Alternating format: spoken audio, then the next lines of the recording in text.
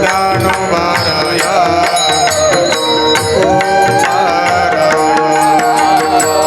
ज्ञानोबाराया ज्ञानोबाराया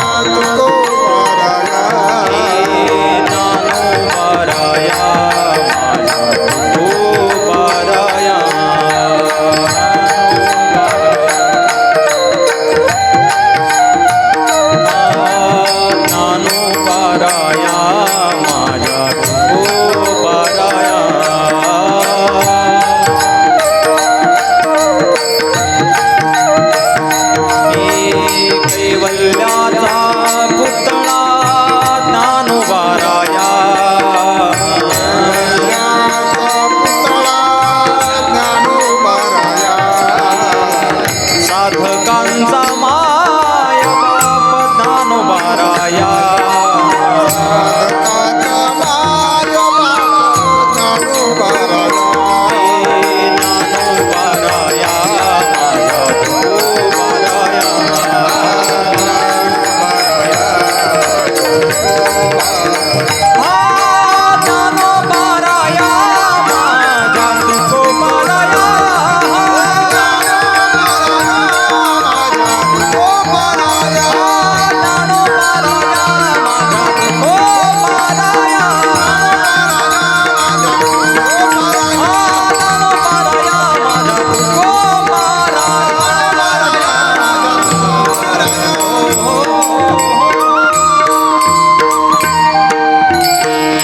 संत जळोजी मोळोजी महाराज चरित्र आपण पाहतोय.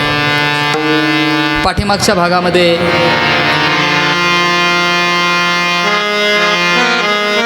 महाराजांचं जन्म, बालपण आणि जीवन जगत असताना आलेले अनुभव, आईचा असणारा उपदेश, त्या गावामध्ये निजामशाही असताना पेशव्यांच्या काळामध्ये व्यवसायाच्या निमित्तानं आलेला अनुभव आणि त्या अनुभवातून उद्विग्न झालेले महाराज अशा परिस्थितीमध्ये गाव सोडावं अशापर्यंत त्यांचा निर्णय झाला. इथपर्यंत आपण पाठीमागचा भाग पाहिलेला आहे. हंडरगुळी गावावरून निघाल्याच्या नंतर जायचं कुठं हा प्रश्न त्या दोन्ही बंधूंपुढे उभा असताना आपलं बिराड आपल्याबरोबर आहेत, बायका मुले सगळा परिवार. एकटा पडलेल्या माणसाला मार्ग दिसत नसतो, मार्ग कोणीतरी दाखवावा लागतो.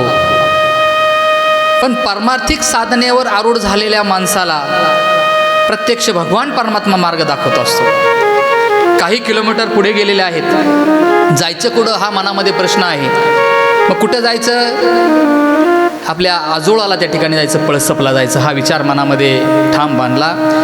दर मुक्काम करत करत करत पळसप या ठिकाणी आले, गावामध्ये प्रवेश केला. काही मंडळींनी विचारलं कुठून आलात?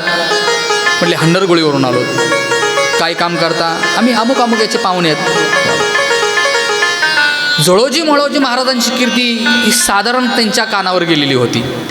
आणि मग काय निमित्तानं कामाला आलात का? नाही, आम्ही राहायला या ठिकाणी आलो. आनंद वाटला. दोन्ही महाराजांचं आलिंगन घेतलं त्या गावकऱ्यांनी आणि ह्या आनंदाच्या भरामध्ये म्हटले आम्हाला राहायचे. म्हटले कुठेही कोणत्याही ठिकाणी त्या ठिकाणी जागा आहे तुम्हाला उपलब्ध. मंदिराच्या पाठीमागे मोकळ्या जागेमध्ये तुम्ही पाल मांडू शकता, झोपडी मांडू शकता. कुठलाही विचार न करता आपल्या भावाची लोकं भेटलीत, आपली माणसं त्या ठिकाणी आपल्याला भेटलीत आणि पाठीमागचा सगळा विसर पडला झोपडी मारली, पालं मारली आणि काम सुरू झालं, नामस्मरण सुरू झालं. पळसप गावाच्या लोकांना आनंद वाटला. एवढे मोठे कारागीर आपल्या गावामध्ये आलेत. नुसते कारागीरच नाही, पण वारकरी संप्रदायाची सेवा करणारे नामसाधक हे आपल्या गावामध्ये आलेत.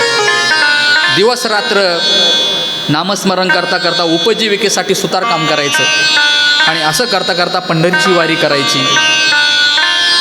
गावातल्या लोकांशी मनमिळाऊपणाने त्या ठिकाणी त्यांचे ऋणानुबंध जुळले आणि सगळी माणसं काही दिवसामध्ये जळोजी मोळोजी महाराज सगळ्या गावामध्ये हवेहवेशी झाले. भजनाच्या माध्यमातून, वागणुकीच्या माध्यमातून, कामाच्या माध्यमातून जळोजी मोळोजी महाराजांचं नाव त्या पंचक्रोशीमध्ये झालं. एक दिवस प्रसंग असा घडला, आपल्या नित्याच्या वारीला जळोजी मोळोजी महाराज निघाले. पडशी घेतली काखेमध्ये आणि वळकटी घेऊन घराच्या बाहेर पडणार तोच निरोप आला का भावकीमधलं कोणतरी त्या ठिकाणी मरण पावलंय. महाराजांच्या विचार मनात आला, जर या विधीसाठी कार्यासाठी जर थांबलो तर वारीचा खंड होईल. द्विधा मनस्थिती तयार झाली, जावं की नाही, जावं की नाही, जावं की नाही.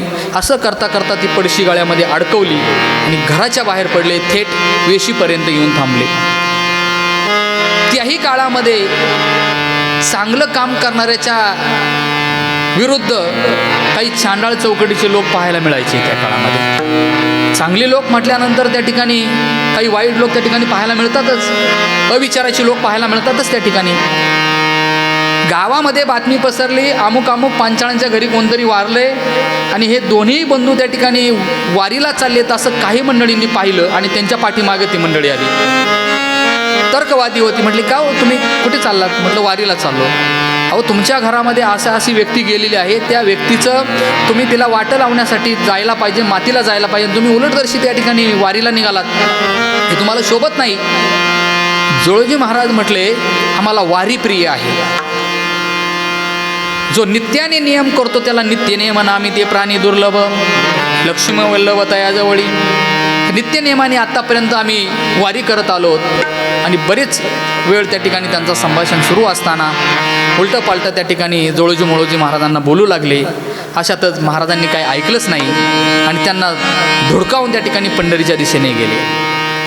इकडे पंढरपुरामध्ये आलेले आहेत. चंद्रभागेचं स्नान झालं, पांडुरंगाचं दर्शन झालं, जागर झाला, पुन्हा द्वादशीचा जागर, महाप्रसाद, संध्याकाळचं भजन, हरिपाठ, कीर्तन, द्वादशी, त्रयोदशीला पौर्णिमेचं कीर्तन, वाळवंटाव काल्याचं कीर्तन काला घेतला आणि पुन्हा त्या ठिकाणी पळसप या ठिकाणी मार्गस्थ होऊ लागले. गावामध्ये प्रवेश केला. ही मंडळी उभीच होती त्या ठिकाणी, टवाळखोर मंडळी. फार स्वतःला वारकरी हरिभक्त म्हणून समजता, पण घरातला कार्य सोडून त्या ठिकाणी तुम्ही वारीला गेले, तुम्हाला हे शोभतं का? असं उपहासात्मक त्या ठिकाणी ही मंडळी बोलू लागली. पण महाराजांनी कोणताही विचार नाही केला. संत बंधूंनी त्याकडे दुर्लक्ष केलं. घरामध्ये गेले आणि घरातील हत्यारं घेतली, गोनपाट घेतलं आणि कामाला सुरुवात केली. ज्या व्यक्तीच्या मातीला जायला पाहिजे होतं ती सगळी सोयरे मंडळी महाराजांच्या विरोधात गेली आणि गावामध्ये त्या ठिकाणी उलट सुलट चर्चा सुरू होऊ लागली. काही कालावधीच्या नंतर त्या पळसप गावाची असणारी मोठी आसामी धनाजी पाटील त्यांचं घर जीर्ण झालेलं होतं, मोडकळीस आलं होतं. ते मोडकीत झालेलं घर त्यांनी पाडून टाकलं आणि काम कोणाला द्यायचं हा प्रश्न त्यांच्यासमोर होता. त्या काळामध्ये जळोजी मोळोजींसारखं घर बांधणी करणारा कोणताही कारागीर नव्हता. उत्कृष्ट कलाकुसर घरबांधणीचं काम, चौकटीचं काम, तुळया लग्गी बनवणारे हे निष्णात कारागीर होते आणि ही कीर्ती धनाजी पाटलांच्या कानावर होती. पण धनाजी पाटलांचा विचार दुसरा मनात होत होता, आता पावसाचे दिवस जवळ आलेले आहेत, जर मी यांना काम दिलं आणि ते वारीला जर निघून गेले तर माझं काम अपूर्ण राहील, मला पावसात झोपावं लागेल. जळोजी मोळोजी महाराजांची असणारी भावकी, ही भावकी त्या धनाजी पाटलांना जाऊन भेटली. म्हटली, तुम्हाला जर काम द्यायचं असेल तर यांना देऊ नका. का देऊ नका? तुमचं काम अपुरं राहीन, अर्धवट राहीन म्हणून देऊ नका. धनाजी पाटील म्हटले, मी सुद्धा कच्च्या गुरुचा चेला नाही, मी सुद्धा त्यांना त्या ठिकाणी काम त्यांच्याकडून वधवून घेईन. पण पाटलाच्या मनात ही द्विधा परिस्थिती निर्माण होत होती, द्यावं की नाही, द्यावं की नाही. दुसऱ्या दिवशी प्रसंग असा घडला, त्या पाटलाचा, धनाजी पाटलाचा एक नातेवाईक दुसऱ्या गावावरून त्यांच्याकडे भेटायला आला अगतिथ्य झालं चहा पाणी झाला आणि पाटलांनी चर्चा सुरू केली, घराचं काम चालू करायचे. त्या नातेवाईकांनी सांगितलं दुसरं तिसरं कोणालाही काम देऊ नका, जोळोजी मोळोजी महाराजांना काम द्या, 100% काम तुमचं चांगलं होईल. आणि मग हाच एक पुरावा घेऊन जोळोजी मोळोजी महाराजांना बोलवलं. सगळा करार झाला. जात असताना शेवटचे एक वाक्य पाटील बोलले, तुम्हाला काम पूर्ण केल्याशिवाय तुम्हाला कुठेही जाता येणार नाही, एवढीच अट आहे. काम सुरू झालं, इसार दिला. रात्रंदिवस झोडकाम करत असताना लग्या तुळया विविध प्रकारचं त्या ठिकाणी कलाकुसर केली. योगायोगाने आषाढीचा 16 जवळ आला. नवमी दशमी महाराजांची चलबिचल सुरू झाली. काय करायचं? जोळोजी मोळोजी महाराज बंधू एकमेकात चर्चा करतात आणि नवमी अष्टमीपर्यंत काम केलं. नवमीला पाटलाच्या समोर जाऊन उभे राहिले. पाटील, तुमच्या समोर हे काम चाललंय. पाया भरला. पायाच्या नंतर फाउंडेशन झालं. अलीकडच्या काळात पाया झाला. ते जोत्याचं काम झालं. आता आम्ही तुळया तयार केलेल्या आहेत. आता वारी आलेली आहे, आम्हाला वारीला जाऊ द्या. हात जोडून विनंती आहे तुम्हाला. मोठी माणसं ती मोठीच असतात. पैशाने असणारी माणसं ती पैशाप्रमाणे बुद्धी वापरतात. धनाजी पाटील म्हटले शक्य नाही ते. तुम्ही वारीला गेल्यानंतर जर तुम्ही आलेच नाही तर मला पावसात राहावं लागेल. ते शक्य नाही. 2 तास झाले, 3 तास झाले, विनवणी करतात पाटलाची. पाटील जाऊ द्या. पाटील म्हणतात तुम्ही जर इथून गेले का तुमचा देव काम करायला येणार आहे का? असं अद्वा काहीतरी पाटील बोलू लागले. हो ना करता म्हटले घ्या हत्यार घ्या, कामाला सुरुवात करा लवकर काम सुरू. नावीलाज झाला, काम सुरू केलं. पण चैन पडेना महाराजांना. जोळोजी मोळोजी महाराजांच्या मनामध्ये एकच ध्यास का वारीला जायचं. संध्याकाळ झाली, घरी गेले. आता मात्र दोघांचाही त्या ठिकाणी विचार बदलला. घरी गेल्याच्या नंतर दोघंही संत बंधू विचार करतात की जीवन न ठेवलेलं बरं. जर वारीला जाता येत नसेल तर काही उपयोग नाही. अशी अनेक प्रकारची चर्चा झाली आणि चर्चा होत असताना रात्रीच त्यांनी पडशी आपली जी पिशवी आहे ती भरून ठेवलेली होती. जोळोजी मोळोजी महाराजांचा विचार ठरला. म्हटले वारीला जायचं, काही झालं तरी वारीला जायचं. कामाचं काय? कामाचा प्रश्न आला का प्रश्नचिन्ह उभं राहायचं, काही शब्दच बाहेर यायचा नाही. 11 वाजले, 12 वाजले. वाजल्याच्या नंतर 11-12 वाजेपर्यंत दोन्ही संत बंधू जोरजोरात घोरू लागले. महाराज झोप अशी छानपैकी झोप लागलेली होती. जोळोजी महाराजांना जाग आली आणि मोळोजी महाराजांना जाग केलं. दबक्या पावलांनी घरच्या मागच्या दरवाजाने त्या ठिकाणी पंढरीची वाट धरली. दर मुक्काम करता पांडुरंगाच्या रावळात ते 3 वाजता पोहोचले. आणि पोहोचल्याच्या नंतर काकड्याला जोळोजी मोळोजी महाराज आले. पांडुरंग परमात्मा उठून उभा राहिला. अरे हे आले कसे? तिकडे पाटलाला शब्द दिलाय मी घराचं काम पूर्ण केल्याशिवाय वारीला जाणार नाही, हे आले कसे? जर माझ्या भक्ताला त्या ठिकाणी कुणी नाव ठेवलं, कुणी अपमान केला ते मला सहन होत नाही. भक्ता राखे पायापाशी, दुर्जनाशी संहारी. आणि खरं आहे महाराज, भक्ताचा केलेला अपमान देवाला सहन होत नाही. भगवान परमात्मा म्हणतात आता हे जर त्या ठिकाणी पुन्हा गेले नाही तर ह्यांचा अपमान होईल, त्यांना हिणवलं जाईल.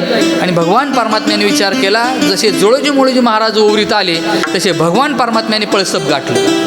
आणि पळसप गाठल्यानंतर इकडं कोंबडं आरवलं. सकाळी जोळोजी मोळोजी महाराज इकडं पंढरपुरात आणि परमात्मरूपी जोळोजी मोळोजी महाराज पळसपला. स्नान झालं, गंध लावला, काही नाश्ता वगैरे घरच्या मंडळीने दिला असं, गोनपाट घेतलं, हत्यारांचं पिशवी घेतली.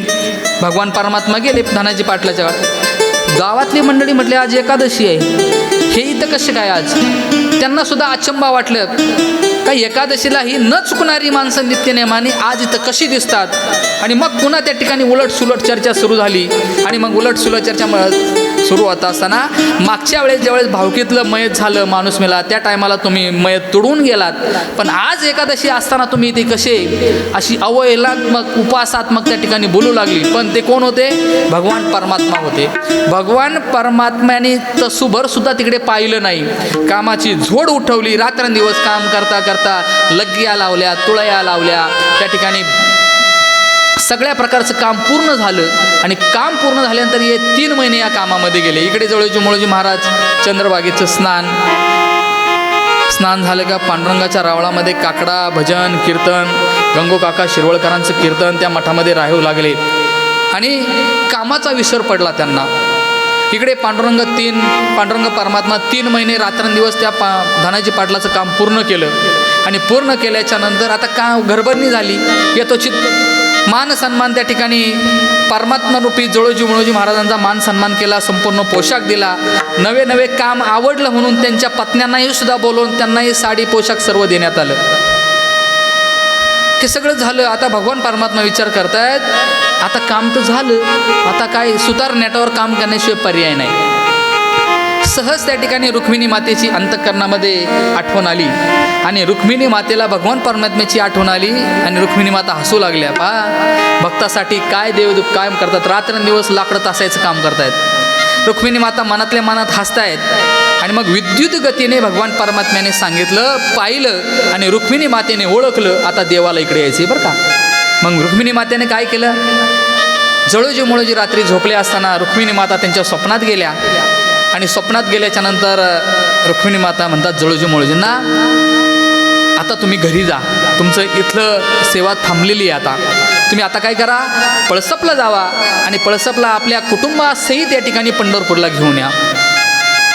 पडलेलं स्वप्न सकाळी दोन्ही बंधू उठले, जळोजी मुळोजी महाराज उठले, एकमेकाला आपलं स्वप्न सांगतायत आणि जगन्माता रुक्मिणी आईसाहेब स्वप्नामध्ये आल्या होत्या आणि जगन्मातेने आपल्याला आदेश दिला आहे का आता तुम्ही असेच बहिणी घरी जा आणि घरून आपल्या सगळ्या परिवाराला घेऊन या ठिकाणी या. आनंद झाला, आनंद झाला, पण आनंद होत असताना दुसऱ्या बाजूने दुःख व्हायचं. महाराज का दुःख व्हायचं, का पाटलाचं काम सोडून आपण अर्धवटीत आलेलो आहोत. थोडा धीर धरला, मनाने धीर धरला, म्हटले काही नाही, रुक्मिणी मातेने सांगितले आता गावामध्ये जायचं. दर मुक्काम करता करता करता करता पळसपच्या काही किलोमीटर आले. पळसप गावाच्या वेशीमध्ये प्रवेश करणार, त्यांना असं वाटलं गावची मंडळी आपल्याला आता सोडणार नाही, कारण केवढा मोठा आपला अपराध झाला आहे आणि अपराधी माणसाची भावना थोडीशी वेगळी असते. जो व्यक्ती अपराधी असतो तो नेहमी खाली पाहून चालतो, इकडे तिकडे सैरा वेरा पाहून चालतो. जळोजी मुळोजी महाराज त्याच पद्धतीने कृतीने हळूहळू पाऊल टाकतात गावामध्ये. पण गावातला दिनक्रम सगळा नित्यनेमाने चाललेला होता. गावातली मंडळी जळोजी मुळोजी महाराजांनी जसा वेशीमध्ये प्रवेश केला, जय हरी जय हरी जय हरी, महाराजांना असं वाटलं आपल्याला नक्की 2-4 शिव्या देतील, नक्की काहीतरी आपला अपमान करतील, काहीतरी आपल्याला बोलतील. महाराज चौकामध्ये आले तरी जय हरी जय हरी, काय नित्यनेमाप्रमाणे काय चाललं. म्हटले आज काय आपले शिकवून बोलत ना, काही लोक त्या ठिकाणी महाराजांग पायचे पुढं निघून जायचे. ते महाराजांनी अर्थ असा घेतला का हे आपल्यावर रागवलेत, त्यामुळे त्यांनी आपल्याकडे पाहिलं नाही. जो नित्याचा माणूस असतो समोरून आल्याला पाहिलं का तो सरळ निघून जात असतो. महाराज म्हटले ही गावची मंडळी आपल्यावर भयंकर चिडलेली आहेत, नाराज आहेत, यामुळेच त्या ठिकाणी आपल्याला उपहासात्मक रामकृष्ण हरी घालीत असतील आणि दुसरी गोष्ट त्या ठिकाणी आपल्याला फाससुद्धा नसतील देखील. चला म्हटले ठीक आहे. आपल्या घरी आले, जिथे घर होतं घरामध्ये प्रवेश केला. घरामध्ये सागाचं कपाट, त्या ठिकाणी डेकोरेशनचं साहित्य, चांगले भांडे, त्या ठिकाणी पत्न्यांकडे पाहिल्याच्या नंतर गळ्यामध्ये सोन्याचे चांगले अलंकार.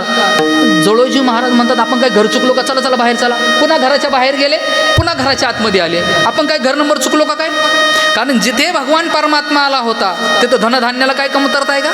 तो भगवान परमात्मा जेने हे विश्व निर्मिले किंवा जयापासून सकळ महिमंगळ हे झाले, ज्या भगवान परमात्म्याने हे जग निर्माण केलं त्याला घरामध्ये 4-2 वस्तू आणणं काही सोपं नाही का महाराज. घरामध्ये अप टू डेट सोफा, सगळ्या वस्तू पाहिल्या, चांगले अगदी घरामध्ये जर तुम्ही गेला स्वयंपाकघरात 101 प्रकारची भांडी त्यांना पाहायला मिळाली. जळोजी मुळोजी महाराज म्हणतात आपण काय घर चुकलो का, घर नंबर चुकलो का. आपण पुन्हा बाहेर आले.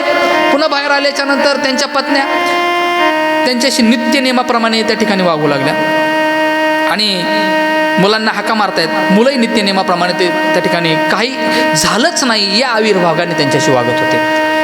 जळोजी मुळोजी महाराज म्हणतात ही सगळी मंडळी आपल्यावर नाराज आहेत म्हणून आपल्याशी बोलत नाहीत का, आपण चुकलो म्हणून आपल्याशी असं वागतायत. आत्मपरीक्षण केलं, म्हटले ठीक आहे ही मंडळी ठीक आहे आपल्याशी आपल्याला मान सन्मान देऊन वागत असेल. कदाचित ज्यांचं आपण काम सोडून अर्धवट गेलेलो आहोत त्यांच्याकडे तरी जाऊया. जळोजी मुळोजी महाराज निघाले. ज्यांचं काम घेतलं होतं त्यांच्या कामाकडे पाहिलं, लांबूनच त्यांचा बंगला असा पूर्ण झालेला दिसला. आणि मनात धडकी भरली दोघांच्या. आता पाटील आपल्याला सोडणार नाही म्हटले. आपलं काम हे दुसऱ्या कोणाकडून तरी त्यांनी करून घेतलेलं आहे. अंतःकरणामध्ये भीतीचं वातावरण निर्माण झालं. जळोजी मोळोजी महाराज त्या धनाजी पाटलांच्या बंगल्याच्या समोर येऊन असं खालीवरती पाहत असताना पाटलाची पूजा संपली होती आणि पाटील तुळशीला पाणी टाकण्यासाठी बाहेर आला होता. पाटलाने एका हातामध्ये उदबत्ती, एका हातामध्ये जल लोटा आणि पुढे येत असताना तुळशीला त्या ठिकाणी पाणी घातलं, तुळशीला प्रदक्षिणा मारल्या आणि प्रदक्षिणा मारल्याच्या नंतर पाटलाचं लक्ष जळोजी मोळोजी महाराजांकडे गेलं आणि मग त्या ठिकाणी थांबून म्हणतात, ओ महाराज इकडे या. जळोजी मोळोजी महाराज पुढे चालू लागले, नाही तुम्हालाच बोलवलं, इकडे या, इकडे या. घाबरत घाबरत घाबरत पाटलापर्यंत आले. पाटील पाया पडतो, पाटलाच्या पाया पडले. या घरामध्ये या. घरामध्ये आल्यानंतर बसायला टाकले. नको नको नको, कारण अपराध्याची ज्याची भावना असते तो माणूस सत्य समजल्याशिवाय पुढे जात नाही.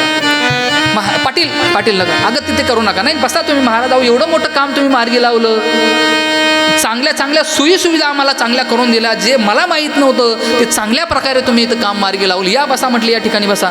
जळोजी मोळोजी महाराज म्हणतात, आम्ही काम केलं? पाटील खरं सांगा ना, आम्ही काम नाही केलं. पाटील काय बोलता तुम्ही हे? अहो तुम्हीच काम केलं. जळोजी मोळोजी महाराज म्हणतात, आम्ही काम नाही केलं. तुम्हाला खरं सांगू का म्हटले, आम्ही 3 महिने वाळवंटामध्ये होतो पांडुरंग परमात्म्याची सेवा करत असताना. तुम्हाला कोणी सांगितलं काम केलं? आणि मग त्या ठिकाणी प्रश्न पडला. जळोजी मोळोजी महाराज म्हणतात, मग आम्ही तिकडे होतो, तुम्ही म्हणता आम्ही इथे होतो, मग काम कोणी केलं?